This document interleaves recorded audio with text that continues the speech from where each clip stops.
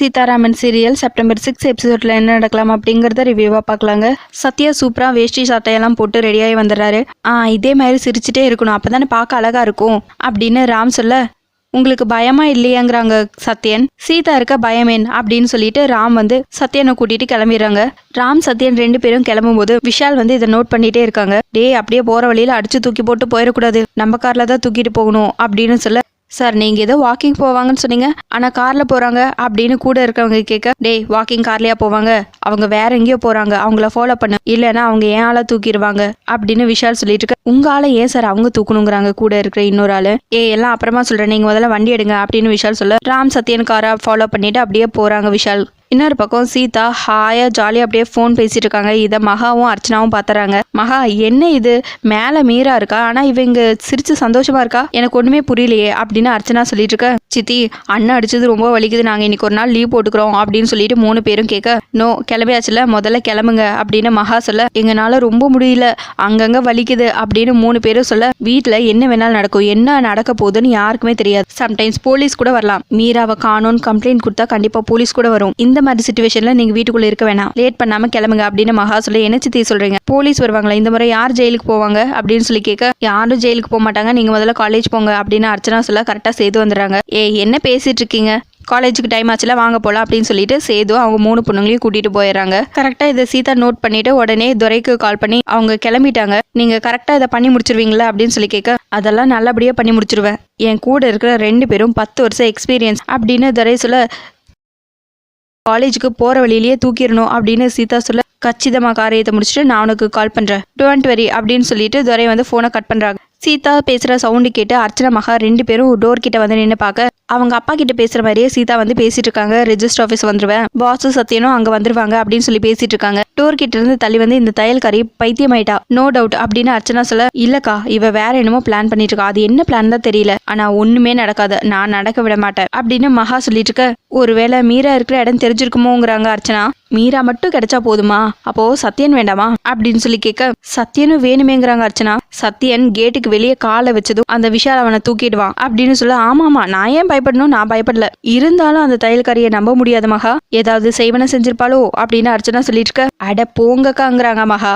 இல்ல மகா, சுபாஷ்கே செய்வனை வச்சு முகூர்த்த ஓலையை எழுத வச்சால அப்படின்னு சொல்லிட்டு இருக்க. மாயா மந்திரம் சூனியம் இதெல்லாம் ஒர்க் அவுட்டே ஆகாது, அப்படியெல்லாம் நடக்கணும்னா சத்தியம் தான் இந்த வீட்டுக்கு மாப்பிள்ளையா வரணும்னு ஏன் வாயாலேயே சொல்ல வச்சிருப்பால, நானே 2 பேருக்கும் கல்யாணமும் பண்ணி வச்சிருப்பேன், எல்லாம் சும்மா, நீங்களும் அதை நம்பிட்டு இருக்கீங்க, கொஞ்சம் கூட பயப்படாத மாதிரி நடிச்சு காரியத்தை சாதிக்க பாக்குறாங்க, நான் நம்புவேனா, நான் மகாவாச்சி அப்படின்னு சொல்லிட்டு 2 பேரும் மேல போறாங்க. இன்னொரு பக்கம் சத்யன் ராம் 2 பேரும் மாலை வாங்குறதுக்காக காரை விட்டு இறங்குறாங்க. போய் அதே மாதிரி மாலையும் வாங்கிட்டு வராங்க. அதை பார்த்து விஷால் காரை விட்டு இறங்கி, உன் சாவுக்கு நீயே மாலை வாங்குறியா, வாங்கு வாங்கு, இதுதான் நீ சிரிக்க போற கடைசி சிரிப்பு அப்படின்னு சொல்லிட்டு ரொம்ப கோவமா மனசுக்குள்ளேயே அப்படியே பேசிட்டு இருக்காங்க. சரி மாலை வாங்கியாச்சு, நம்ம காருக்கு போலாம் அப்படின்னு சொல்லிட்டு 2 பேரும் போயிட்டு இருக்கும்போது விஷால் கார்ல 2 பேத்தையும் இடிக்கிற மாதிரி அப்படியே வந்துடுறாங்க. அதை கரெக்டா ராம் கவனிச்சு சத்யனை பின்னாடி பிடிச்சு இழுத்ததும், தப்பிச்சிட்டாங்க அப்படின்னு சொல்லிட்டு விஷால் வந்து அப்படியே போயிடுறாங்க. இன்னொரு பக்கம் சேது அவங்க பொண்ணுங்களை கூட்டிட்டு வந்துட்டு இருக்காங்க. அதை கரெக்டா துரை வந்து நோட் பண்ணி 2 பேத்துக்கு சிக்னல் கொடுத்துட்றாங்க. அவங்க 2 பேருமே நாங்க பாத்துக்கிறோம் அப்படிங்கிற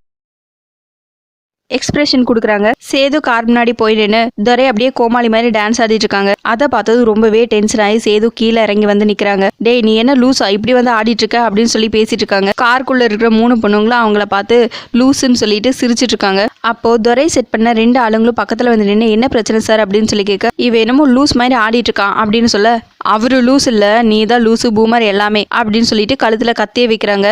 அப்பா அப்பான்னு சொல்லிட்டு கதறி ஓடி வர 3 பொண்ணுங்களையுமே திரும்பவும் காருக்குள்ள ஏற சொல்றாங்க. அடடே உன் கழுத்துல இப்படியே கத்திய வச்சு அறுத்து போட்டா மகாவோட ஆட்டம் எல்லாம் அடங்கிடும் அப்படின்னு துரை வந்து அப்படியே யோசிக்கிறாங்க. உங்களுக்கு என்ன வேணாலும் நான் தரேன், நான் பெரிய பிசினஸ் மேன் அப்படின்னு சேது சொல்ல, சரி எங்களுக்கு ஒரு 10 ட்ரக்ஸ் வேணும் தரியா அப்படின்னு சொல்லி கேட்க, நான் உண்மையிலேயே அந்த மாதிரி ஆளெல்லாம் கிடையாது, வேற எது வேணாலும் கேளுங்க அப்படின்னு சேது சொல்ல, நான் கண்டிப்பா கேட்கதான் போறேன், ஆனா இப்ப இல்ல அப்புறம்னு சொல்லிட்டு சேதுவை கூட்டிட்டு போய் கொஞ்சம் தூரம் தள்ளி கீழே தள்ளி விட்டு ஓடி வந்துடுறாங்க. அதுக்கப்புறம் அவங்க 3 பொண்ணுங்களோடையும் துரை அவங்க செட் பண்ண ஆளுங்களோட கார்ல ஏறி போயிடுறாங்க.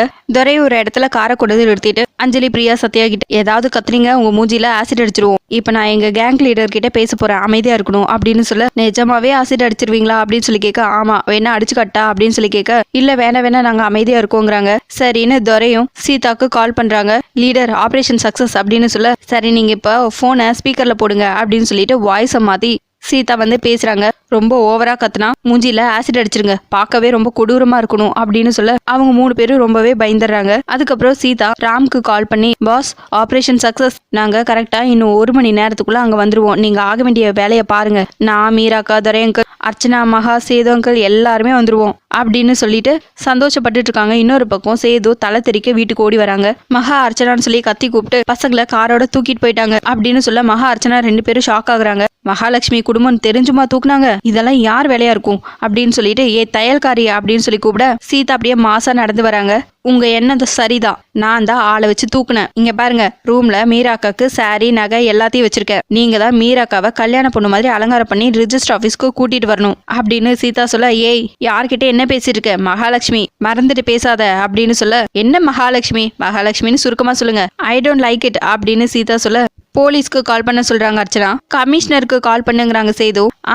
பண்ணுங்க அப்படியே மீராக்காவுக்கும் சேர்த்து சொல்லுங்க அப்படின்னு சீதா சொல்ல, 1 2 3 அப்படின்னு சீதா சொல்ல உடனே அர்ச்சனாக்கு ஒரு கால் வருது. என்ன உங்க நம்பர்ல இருந்து கால் வருது அப்படின்னு அர்ச்சனா கேக். சரி எடுத்து பேசுங்கிறாங்க சேது. ஸ்பீக்கர்ல போடுங்க அப்படின்னு சீதா சொல்ல அர்ச்சனாவும் அதே மாதிரி ஸ்பீக்கர்ல போடுறாங்க. அவங்க பொண்ணுங்க அலற சவுண்டு கேக்குது, கையில ஆசிட் வச்சிருக்காங்க, தயவு செஞ்சு மீராண்டியை விட்டுருங்க சித்தி, எங்களுக்கு ரொம்ப பயமா இருக்கு, எங்க மூஞ்சில ஆசிட் அடிக்க போறாங்க, தயவு செஞ்சு அவங்களை விட்டுருங்க அப்படின்னு சொல்லிட்டு 3 பேரும் கத்திட்டு இருக்காங்க. ஏ மகாலட்சுமி, உனக்கு 1 hour டைம், அதுக்குள்ள மீரா ரெஜிஸ்டர் ஆபீஸ்ல இருக்கணும், இல்ல நான் 3 பேர் மூஞ்சிலே ஆசிட் அடிச்சு ஹாஸ்பிட்டல்ல அட்மிட் பண்ணிட்டு போயிட்டே இருப்பேன் அப்படின்னு துரை சொல்ல, நான் யார் தெரியுமா அப்படின்னு மகாலட்சுமி சொல்லிட்டு இருக்க, நீ யாரா வேணா இருந்துட்டு போ, நாங்க இதுக்கு முன்னாடி நிறைய இந்த மாதிரி வேலையெல்லாம் பண்ணிருக்கோம், மூஞ்சில ஆசிட் அடிச்சு ரோட்ல தூக்கி வீசிட்டு போயிட்டே இருப்போம், கையை நீட்டி காசு வேற வாங்கிட்டோம், இதுதான் ஃபர்ஸ்ட் அண்ட் லாஸ்ட் கால், இதுக்கு மேல கால் பண்ண மாட்டோம், 1 hour மைண்ட் இட் அப்படின்னு சொல்லிட்டு துரை வாய்ஸ் மாத்தி பேசி போனை கட் பண்ணிடுறாங்க.